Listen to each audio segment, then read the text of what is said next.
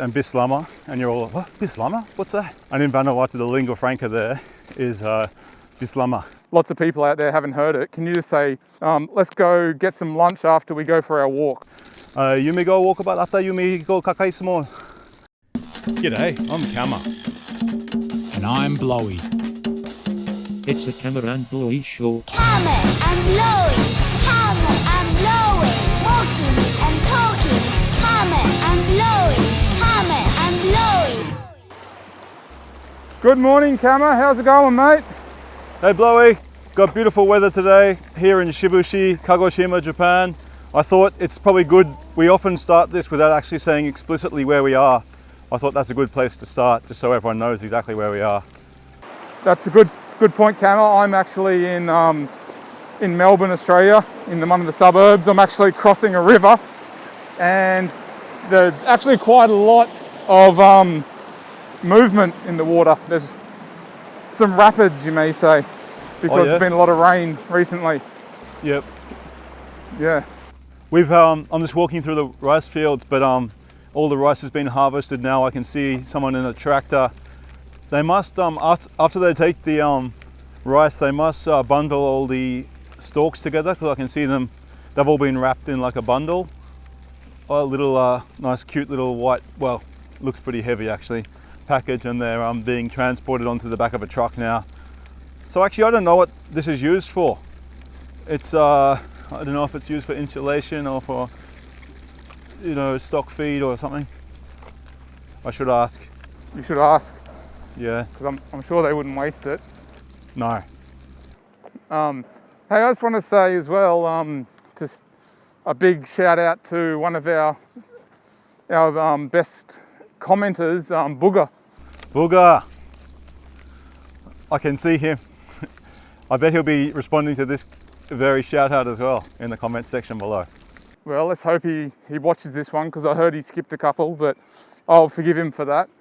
But he's been writing some pretty good in-depth comments with timestamps, and you know, they're great. So keep it up, Booga. We appreciate it. Yeah, it looks as if he plays the video and starts writing a comment, and then just references everything he sees. What a great way to watch the Kama and Blowy Show. Yeah, yep. So yeah, we appreciate it. So I'm in Melbourne here, so we've got some news. Oh yeah? The lockdown, it's slowly starting to ease. So now I'm allowed to walk for as long as I want. Oh really? Yeah, and I'm allowed to walk for 25 kilometers now. So. But time-wise, I thought it was 2 hours.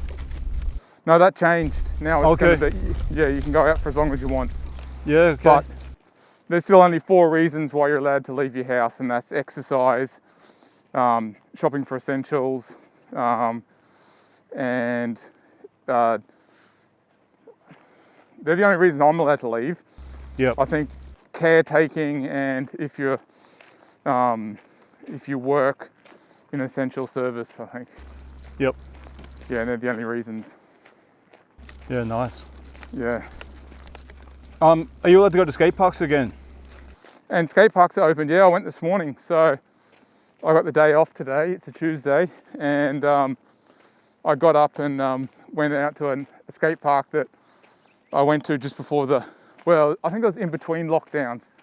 And I loved it so much that it was the first one that I wanted to go to once I was allowed to go to skate parks again. Yeah, nice. Were there many people down there? No, there was like 2 people plus me. I guess kids are at school, aren't they? Exactly. And on the weekend, I think it's going to be so busy. Yeah.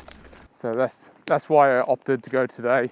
And because I've been doing a vlog, and I go do a street skate on my rollerblades, and just document it for the lockdown. And it's had quite a good response, so I'll continue doing that. I might even go to the drains this weekend. The Flemington drains? Yeah, they were further than 5 kilometers away. That's why I couldn't go there before, but now I can. So you're going to keep street skating even though you can go to skate parks? Well, my theory is the skate park's going to be so crowded that it's not going to be much fun. So once they die down a little bit, then I'll do that, or go early in the morning. Even showing that, I think would be interested in. So it would be interesting in the vlog. Oh yeah, I might go past a couple, and then if they're empty, I'll skate it. But if they're busy, I'll show that as well. Yeah. Yeah. But yeah. So, what did you want to chat about today, Kama? Well, I think you suggested it, but I like the idea, and that was learning foreign languages. Yeah, because we both speak foreign languages, and I speak Japanese and English, obviously, and I also do other languages which aren't necessarily a foreign language, but computer languages, which also I find have a similarity. So, and what about you, Kama? Well, ones that I'm comfortable speaking are Japanese and Bislama, and you're all, what, Bislama? What's that?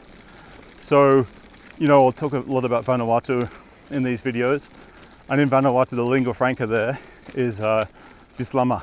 It's a bit similar to Tok Pisin, which is used in PNG.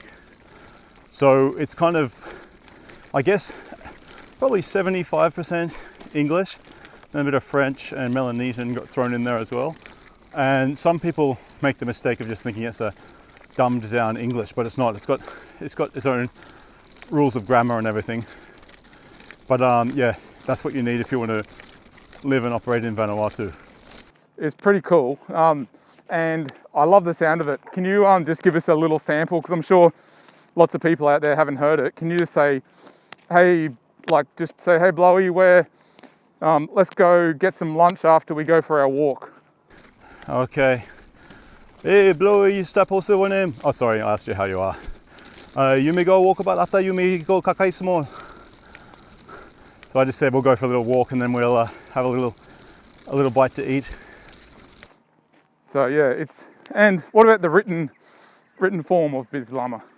Yeah, well, it's interesting because it's in terms of spelling, it's pretty simple, and things like, for example, if you wanted to spell something with a G or a K, it doesn't really matter if you use either, or a T or a D. They're kind of interchangeable. Yeah. And so some people have kind of tried to go, because the missionaries, they translated the Bible into Bislama. Yeah. So there are some purists who say, no, this Bible translation should be the way that we spell everything. But yeah, it's very, I see a lot, like when you're walking around Vanuatu, you'll see signs and things, and you'll see things written and spelt differently, and people generally get it anyway. So there's lots of flexibility there. And yeah, because we've got some friends that are from Vanuatu, and Marcel on Facebook, and he writes in Bislama, and yeah, it's really difficult because you can't just put into Google Translate and find out what he said, and because it doesn't have it in there. I was shocked. I'm like, yeah, oh wow, it's not in there. So yeah, you can kind of get the gist of it by using English, and like I can kind of understand what he's saying, but I can't quite. And I did a bit of a search online to try and find phrases and stuff, but you can find that, but it's really difficult to find something to study. Like, how did you study Bislama? I actually started by buying the Lonely Planet guidebook to Vanuatu, and in the back they had a bit of a language section, and so I memorized all of that pretty quickly just before I went to Vanuatu. And then when I got to Vanuatu, like I was there as part of a Australia government overseas aid kind of project, and so they basically, for the first week, they gave us Bislama classes, and our teacher was really good, and she used a textbook, and so basically I went into class with so many questions, and after that I just basically just walked around and talked to people and learned it that way. And I think with Bislama, that's what you'd have to do. Like, it's it would be difficult to try and learn from free learning on the internet. Yeah, Like, you've got to that's right. find bits and pieces, but yeah, it's really important to get Yeah, that interaction. and even some bits like they use just the letter I, and lots of English speakers mistakenly pronounce that as I, but it's just I. Oh, And okay, yep. so it's even finding that out. Like I thought it was I at the start just because I'm an English speaker, but yeah, there were very few resources to actually get, and I looked in bookshops. I couldn't find any Bislama books. I mean, there are a few, but they're just really hard to get. And keep in mind, this was like 2001 when I went there, early 2001. Yeah, yeah. And so compared to something like Japanese, nowadays the resources that are available is just amazing. But Yeah, well, I haven't actually had a look lately for Bislama resources, but I should have a look because I'd be interested to see if there is I don't know, like even I haven't checked Duolingo or anything like that to see if there's Bislama there. and is Bislama like a big language, or is it quite a small language? Well, I mean, everyone in Vanuatu speaks it. It's so that's Oh, sorry, when- I mean like amount of words. Like, do they have things that they don't have words for? yeah, and so often they'll just use the other word for that. But also, like they've a long time ago, like the way they said, for example, piano was, I don't know, big fella something, when you kill him, tut lehemi, sing out, which basically means like a big thing that when you hit its teeth, it makes a noise. But now I have no doubt that no one would call it that anymore. They just call it piano. Yeah, But okay. but people like that, and they keep that myth going as if, oh yeah, this is how you say this and this is how you say that. But like, they don't say, for example, the word bra there. They say basket titi, which is basically basket for tits, for breasts. Oh, for bra. Yeah. Yeah, And nice. so it's yeah, pretty cool. And But when I was learning Japanese, I used to take that that method, and if I didn't know what a word was, yeah, instead of just explain it. being stumped, I'd explain it. Yeah. And, But that's also that's another skill I think that you have to actually, like before I started learning a second language. I didn't start learning a second language till I was like 19, and before then I was probably really bad as well. If I was speaking to non-native English speakers, I was probably really bad at explaining things. Like, just give you an example, when I was first in Japan, I wanted to ask someone, what time are you going to leave? And so I looked in the dictionary for the word leave, and it said nokosu, which is leave. Oh, yeah. But Yeah. and so I asked him, what time are you going to leave, using that word nokosu, and he had no idea what I was trying to say. And I should have said demas, which is to leave, as in leave a place. This is to like leave something behind, and so it just didn't make sense to him. And yeah, Or you so could have even said go or something like that. exactly, yeah. But anyway, I didn't really think about the function of each word or you know, grammatical structures or anything back in those days. And that's, I think, a skill just as much as anything else, being able to, if someone doesn't understand the word piano, you have to say, okay, well, do you know a trumpet or a guitar? Well, it's another instrument like that. And do you know what I mean? You start and you kind of explain what it looks like, and that in itself is a skill. Well, you've had that skill for a while, because even when you're in America and you went to Yeah. That's right. the petrol station, do you want to explain that one?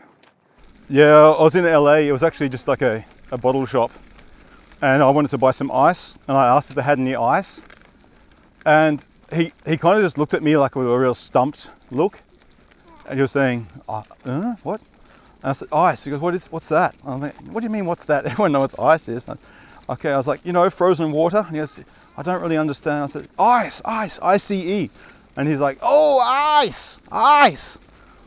Man, you said ois. And I was like, oh, okay. Yeah, And that's when we speak the same language. So exactly. imagine when you're trying to learn a new language, and like frozen water, you know, that Yeah, pretty much explains what you want. But exactly. But yeah, so it's Another word actually I used in the US that wasn't understood that really surprised me was fortnight.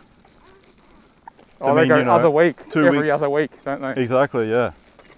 And but then I remembered a joke in The Simpsons where Bart asked Milhouse, because I think it wasn't a pandemic, but there's some reason that everyone was off school for a few weeks, and Milhouse was being tutored at home. And Bart said, "Hey, Milhouse, want to come and play?" And he goes, "Ooh, it might be feasible in a fortnight." And Bart had no idea what he was talking about. But I didn't pick up on the fact that fortnight was a weird word back then. Yeah. But yeah. But yeah, so Japanese, I started learning Japanese when I was 19. That was my first trip to Japan. And I remember, I think just from school we learned how to count to 10. And I remember I wanted to go to McDonald's when I first got there because I'd worked at McDonald's for a year to save up to go to Japan. And I just wanted to go to McDonald's to see what it was like in Japan. So I went into one and I said, "I'll just buy a Coke, like I don't really need anything else." And I said, "Well, one Coke, Coke is like a universal word. And everyone knows ichi is one in Japanese. So I just went in there and I said, "Ichi Coke." And yeah, the lady serving me looked absolutely baffled. And she's like, "What?" And I said, "Ichi Coke, Ichi, Ichi." And I put my finger up to show one, like surely she understands that. And then, "Coke, Coke, you know, Coke, Coke, Coca-Cola." And she goes, "Ah, Cola, Cola." And yeah, so then she realized I wanted one of them. But you know, with the counters and everything, you don't just say Ichi Coke. They've got a very difficult system of counting in Japan. And then we had to get to the bit where she said SML, and I'm like, "What?" And she was just saying S, M, or L. ML. So small, medium, or large. But that took me about half a minute to get that. And after that experience, And then did she show you a I think she held up on the the tops. counter that they've usually got the mounter. Oh, okay, yeah. Yeah. Poor Rudy's having a whoopie again, having a cry. Yeah. He's not crying as much as he was the other day though. No.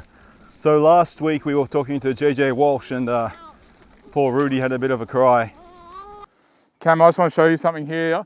Yeah. That's you'll be able to see it later. There's some wild cherries. Oh, wow. Nice red wild cherries, and I've got the camera right up next to it. There's quite a lot actually. Are these the ones you showed me a few weeks ago and you said that they spray them with poison? Yeah, they're the ones, but I don't know if they do or not. So, Okay. But I don't want to take the chance. No. But there's so many of them, Yeah. and they look delicious, nice and a dark red. So Yeah, nice. Yeah. when I started learning Japanese, I actually I did it at school as well a little bit, but when I went to university, I had started doing Japanese classes there as part of my degree, and it was quite structured, and I found that really helpful. We had like textbooks and where they had chapters and stuff like that, and I found that a really good way to learn it because they had a pathway to follow. Yep. And it they had already thought about what's the best things to learn first, and like what the base is that you should learn, so then you can build on top of that. And I guess I would recommend anyone wanting to learn to find a textbook where they've already thought about what to teach you first. Like if you just go out on the internet and just do all little bits and pieces, yeah, you'll learn little bits, but there's going to be a lot of wasted time, like learning stuff that's probably not that important at the start. So I'd definitely get like a beginner's textbook. Yeah, I agree. And my approach I don't recommend my approach, like it's got me to where I am now, but what I basically did was I went over to Japan and I just naively assumed that I would just naturally pick up the language by osmosis. And I waited and that didn't happen. No. And so I got a dictionary, and a friend actually sat me down and she just went through the basics of the language and said, okay, this is the basic structure of the sentence, okay? So you have your subject first. So for example, me, watashi wa, and then your name or whatever. You can say David or des, and so you've got the verb at the end. And I'm like, verb, what was that again? At that stage, like, yeah, it was really tough at the start. But once I had that, I was able to plug in different words into that basic sentence structure. And so I just go to that dictionary I was talking about before, Yeah. and go back through that and find whatever word I wanted to kind of plug into it. But you know, sometimes making mistakes. And the good thing about that dictionary though, was that it also, like, it was only really a Japanese to English dictionary. Yeah. And it had a little section at the back where it just had the word, like, if you wanted English to Japanese, it had the main words, like a very small abridged basics kind of, which was fine for me at the time. And then you could go to that word and see a bit more information on it. And so the good thing about the dictionary though was it had example sentences in it. Yeah. And so I'd often come across example sentences that, oh, that's actually really handy. That allows me to say this, and I can just change the verb and make it say all these other things as well. And so that's basically how I learnt. And at that stage, I went back to Australia, and every time I saw a Japanese person anywhere, I was one of those annoying guys who kind of went up to them and started a conversation. But I made a lot of friends that way, like good friends who I stayed in touch with for a long time. And yeah, so even when I was in Vanuatu, I was making friends with Japanese people there, and you know, they would kind of show me things, and I just kind of continued. So the next time I went to Japan, 6 years later or something, I was actually quite well prepared for, and I was at the stage then where I could just walk around and talk to people, and if I didn't understand a word, I could ask them, what does that mean? And they could describe it to me. And it got so much more enjoyable when I got to that point, because you kind of had freedom to just go and learn things, and I didn't feel so locked off. And I think you need that to learn a language. You need to not be scared to go and talk to people, and just give it a go. People aren't going to think you're an idiot if you're trying to speak the language. They're quite actually impressed that you're giving it a go, and then they give you lots and lots of encouragement and feedback, and it's just worth just talking as much as you can. Like when I was living in Japan, I would just, any opportunity to speak Japanese, I would take it. And hey, talk as well about how, you know, one of the easiest way to make money in Japan, if you're a native English speaker, is to teach English, but you took a different approach. Yeah, well, I was living in Japan so I could learn Japanese, not so I could earn money. So I really wanted to come away with the language. That was my goal. And because I was studying as well, you know, it made sense. And everyone's getting these jobs at as English teachers, and I was actually going for a ride, and this lady came running out to me because she had just opened a French cafe, and it was like a little French cafe / restaurant type of thing, and it was called Nino. And they saw me, and I was like, I think I had dyed blonde hair back then, and you know, I looked French, I guess.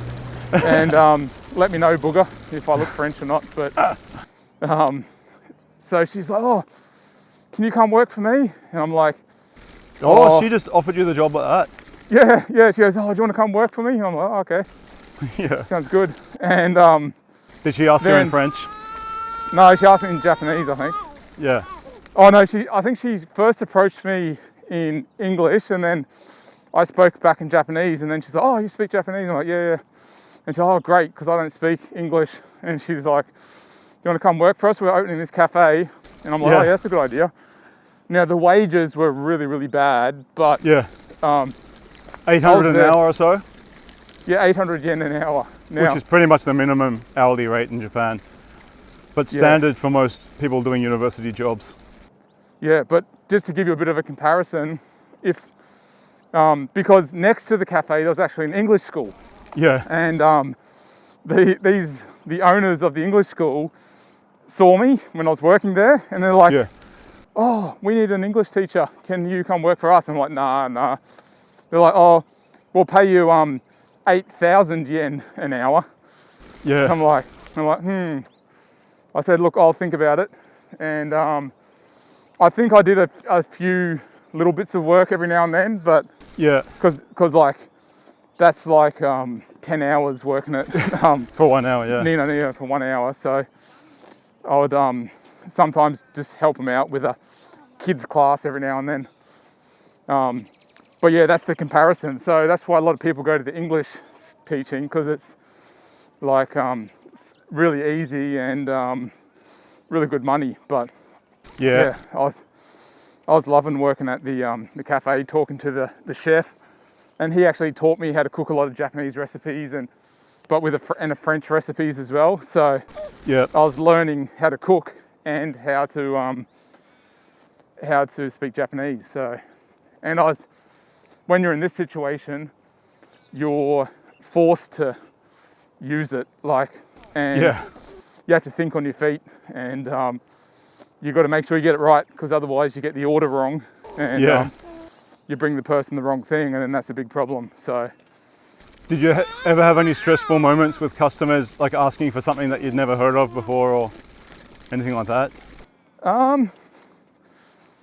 oh look, I probably stuffed up a few little orders every now and then, but all in all, I learned a lot, because I would just hear the word, and if I didn't know it, Yeah. I'll just remember it, and then when I'd go up to the person and I'd repeat that word that they said to me, Yeah. and they would then say, "Oh, okay, yep, that's that." And then I'd remember that word, and then later that night I'd go home and I'd look it up.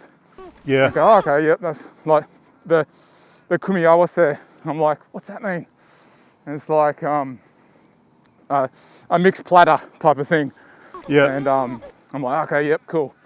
And so I learned lots of good words there. And the English that I learned was really practical. Oh, sorry, the Japanese I learned was really practical Japanese as well, Yeah. because it's functional and it gets you through your daily life. Like the money, I had to collect the money, and like the counting, and also just I learned a lot of. In Japan, they're really strict with hierarchy and manners. So they've you've got to speak as if I'm working somewhere, the customer, I have to treat them like God. That's what they say, treat the customer like God. So you have to speak to them like they're a lot higher than you. And so this is really important in Japanese culture. So learning that was another important skill that I learned there. Yeah. I remember when I'd been living in Japan for a while. I went back to Australia for a little bit, and I remember I went to a service station, and there was something I wanted to buy there. It was a new type of chocolate bar or something, and I asked if they had any, and the lady said, "Nah, mate, sold out." And I remember just thinking at the time, like, what? She didn't even, like, mate? I'm not your mate. And what do you mean, nah, mate? So where's your apology? Because I was so used to the Japanese style, and but I actually like both, because in Australia you do get that personal kind of connection with the people, whereas in Japan sometimes it feels a bit robotic, and you don't really get a sense of what who that person is, or it's just, it could be anyone. And sometimes that's another annoying thing for me, because the language I struggle most with is the politest form. And often as well, when they're talking in that polite form, it's very vague, and you have to learn to kind of read between the lines.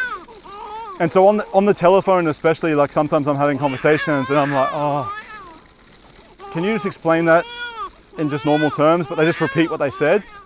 And I'm like, no, please, like, I'm a foreigner, I need to, I know what you're saying, but I just don't understand it. And they can't do that, even because their colleagues are next to them, and they can't just suddenly switch to standard Japanese. Yeah, and then it's actually rude for them to be as direct as us foreigners are. And like we like to be quite direct, not in a rude way, just to make sure that our communication is clear and understood. But yeah, that can be considered rude, and but that's another part of the language that is the culture, isn't it? The culture and the language go hand in hand. Yeah, that's right. Oh, poor Rudy's not happy, so I'm not sure if this is tenable to continue with bringing Rudy on these walks. I'm not sure if he's enjoying them that much. Yeah, it was working well for a while, but... Oh, absolutely. It was really good. I'm just going to move the pram around because I want you to see this beautiful little spot I'm in now. It's just really nice and quiet, and it's surrounded by hills, but there's some paddies that have just been cut. Just nice and green. It's feels like a real tiny little valley. But unfortunately, Rudy's not able to appreciate it yet.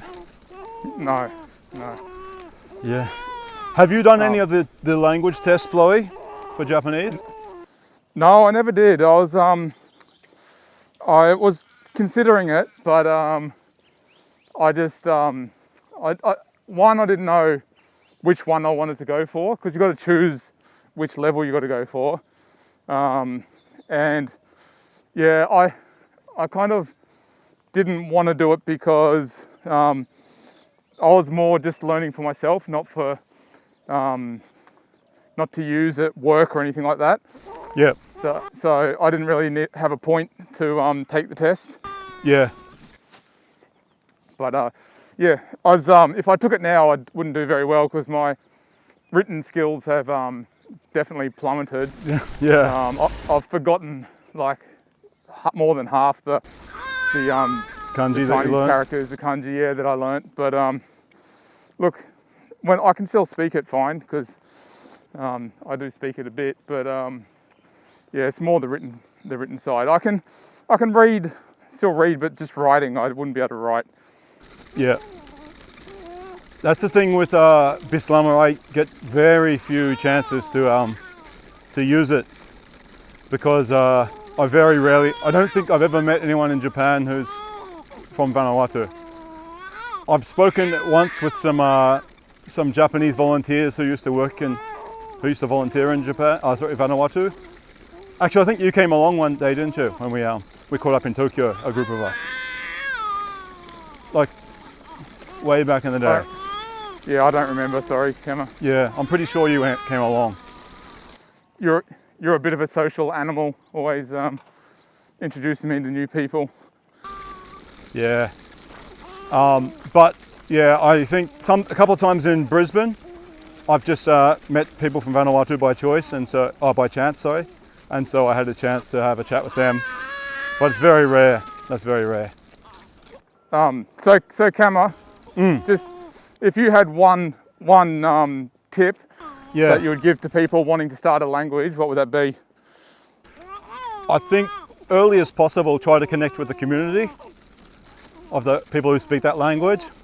Because I don't know about you, but for me, when I was first learning it, I didn't enjoy it. But the moment I started being able to use it and, talk to people who I wasn't able to talk to before, or just even deepen those relationships with those people, it just became so much more enjoyable. Yeah. So that would be my, try to use it with people as quick as possible. Yeah, that's definitely a good point.